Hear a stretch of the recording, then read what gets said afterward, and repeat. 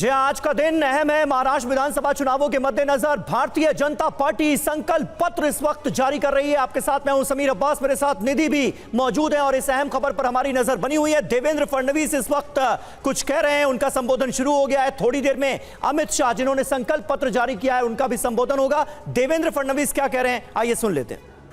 लाख रोजगाराच्या संधी आम्ही तयार करू आणि त्याचसोबत 10 लाख विद्यार्थ्यांना या ठिकाणी विद्यावेतनाच्या माध्यमातून आम्ही त्या ठिकाणी नोकऱ्या करण्याकरता किंवा त्यांना रोजगार देण्याकरता अग्रसर असणार आहोत।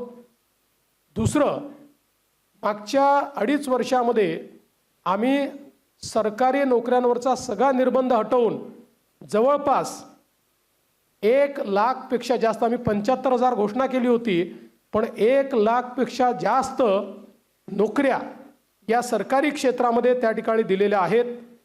आणि यासोबत आमचा प्रयत्न आहे की जो गरीब किंवा मध्यमवर्गीय आहे याला सौर आणि अक्षय ऊर्जेचा वापर करून त्याच्या वीज बिलामध्ये 30% सूट हे आम्ही त्याला देण्याचा प्रयत्न करणार आहोत।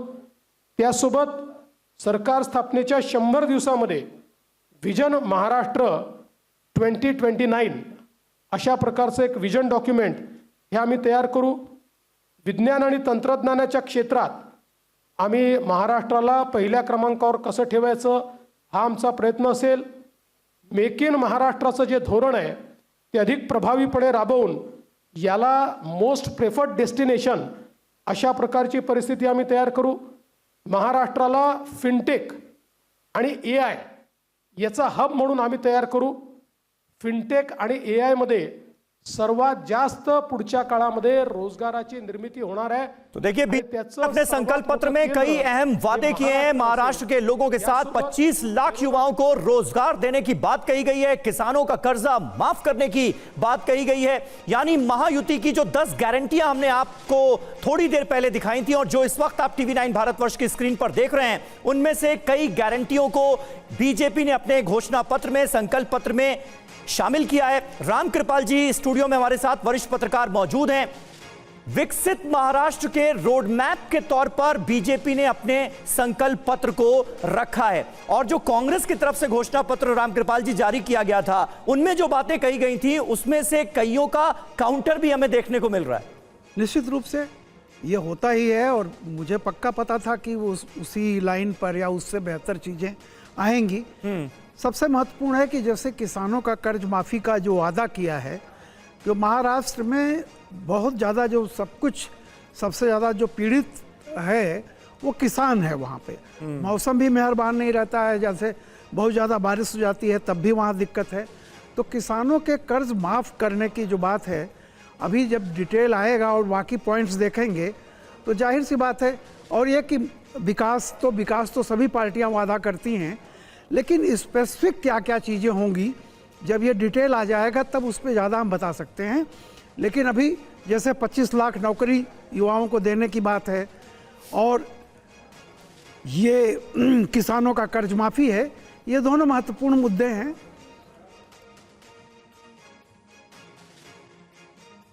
जी रामकृपाल जी, बड़ी बात आप कह रहे हैं। जो नौकरियों पर बातचीत हो रही है, 25,000 नौकरियां, देखिए 25 लाख नौकरियां, तो ये बेरोजगारी का मुद्दा एक बड़ा रहा है और मुझे लगता है हर स्टेट में रहा है। जब केंद्र सरकार बेरोजगारों को लेकर इतनी योजनाएं चला रही है कि रोजगार के अवसर देंगे और रोजगार के नए नए अवसर आएंगे, ऐसे में महाराष्ट्र भी अछूता नहीं, ये दिख भी रहा है गारंटी में भी और संकल्प पत्र में भी। नहीं, निश्चित रूप से देखिए, अभी जो मोदी जी ने पिछली बार ये किया था कि कितने लाख रोजगार को 5,000 रुपये भत्ता दे करके उनको ट्रेनिंग देंगे, तो ये इस तरह की जो स्पेसिफिक चीज़ें आएँ, वैसे ही कह देना कि हम इतने लोगों को नौकरी देंगे, वो बड़ा विवादास्पद होता है, उसका कोई वो नहीं होता। लेकिन स्पेसिफिक अगर योजनाएं कोई ऐसी आती हैं, जैसे पिछले लोकसभा चुनाव के दौरान मोदी जी ने प्रॉमिस किया था और उस पर शायद काम भी हो रहा है, शुरुआत हो गई है कि आप लोगों को ट्रेनिंग दीजिए युवकों को और उनको डिफरेंट जगहों पर जो बाकी प्राइवेट फैक्ट्रियां हैं या प्राइवेट संस्थान हैं या सरकारी हैं, वहाँ पे उनके रोज़गार की गारंटी मिले। तो मुझे लगता है कि इस तरह की चीज़ें अभी जब डिटेल सारी चीजें हम देखेंगे तो कुछ न कुछ आएगा इसके लिए। अच्छा, इस बीच रामकृपाल जी, थोड़ी देर पहले हम जिस बात का जिक्र कर रहे थे, शरद पवार ने जो इंटरव्यू दिया एक अंग्रेजी अखबार को, उसमें इस बात का भी जिक्र किया है कि एमवीए की रफ्तार को बहुत हद तक रोकने का काम किया महायुति सरकार की योजनाओं ने। लाडली बहना योजना का भी वो जिक्र करते हैं, जिसमें 1500 रुपए दिए जाते हैं। कांग्रेस पार्टी अब कह रही है कि हम अगर सत्ता में आए, एमवीए की अगर सरकार बनी तो हम 3000 रुपए देंगे। एक तरफ हमारे देश में फ्री बीज की जो पॉलिटिक्स है उसकी बहुत बातें होती हैं कि तमाम पॉलिटिकल पार्टीज अपने घोषणा पत्र में ऐसे ऐसे लोक लुभावन वादे करती आई हैं, और दूसरी तरफ यह सिलसिला और आगे बढ़ता हुआ हम देखते हैं। कैसे आप इसे देखेंगे, कैसे आप इसे एनालाइज करेंगे हमारे दर्शकों के लिए? देखिए, एक ऐसा ये रोग, जैसे मैंने कहा ना कि इसको क्या कहते हैं कि नेसेसरी इविल। कुछ चीजें ऐसी होती हैं कि न चाहते हुए भी उसको करना पड़ता है। और सबसे खराब बात इसमें ये होती है कि जिसको ये लगता है कि शायद हम सत्ता में नहीं आएंगे, वो इतने बड़े बड़े वादे कर देता है कि उसको पता है कि हमने सत्ता में नहीं आना है। उससे परेशानी क्या हो जाती है कि जो सत्ता में बैठा हुआ है उसको भी वोट जीतने के लिए फिर उसी राह पर उतरना पड़ता है।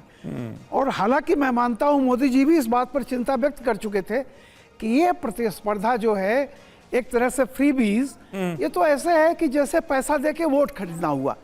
तो इसकी सब निंदा करते हैं और मुझे लगता है देर सवेर अदालत इस पर कोई न कोई निर्णय जरूर करेगी और चुनाव आयोग भी इसको ध्यान रखेगा।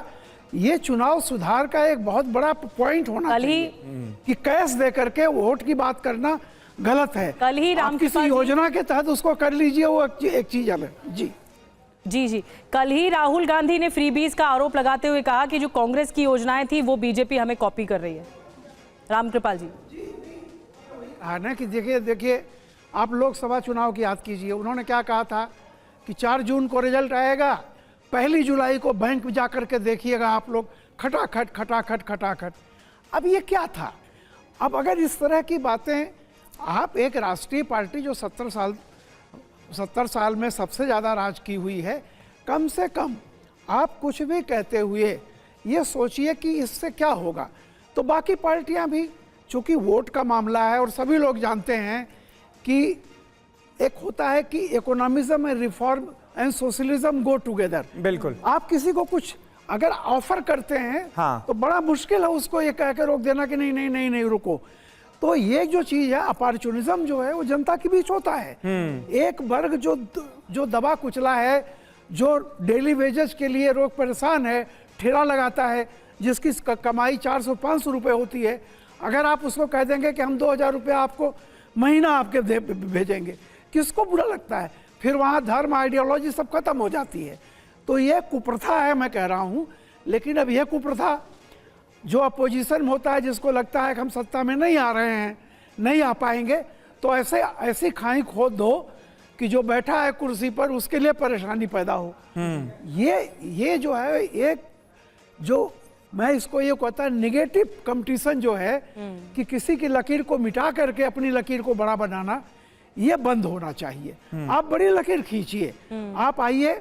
और इसके लिए तो मैं एक बात कहूंगा, कभी न कभी वो दिन आएगा, बहुत दिन से डिमांड उठ रही है कि जो भी पार्टियां घोषणा पत्र बनाती हैं वो एक तरह का बजट पेश करें कि ये पैसा कहां से आएगा और कहां खर्च होगा। आप खर्च की बात तो बताते हैं, बिल्कुल, बहुत इंपॉर्टेंट बात है। पैसा आएगा, आप बजट बनाइए उसके। हाँ, ये बहुत इंपॉर्टेंट बात है और अक्सर चुनावों के दौरान इस बात का जिक्र भी होता है, लेकिन इस पर अमल हो पाएगा क्या, ये अपने आप में एक बड़ा सवाल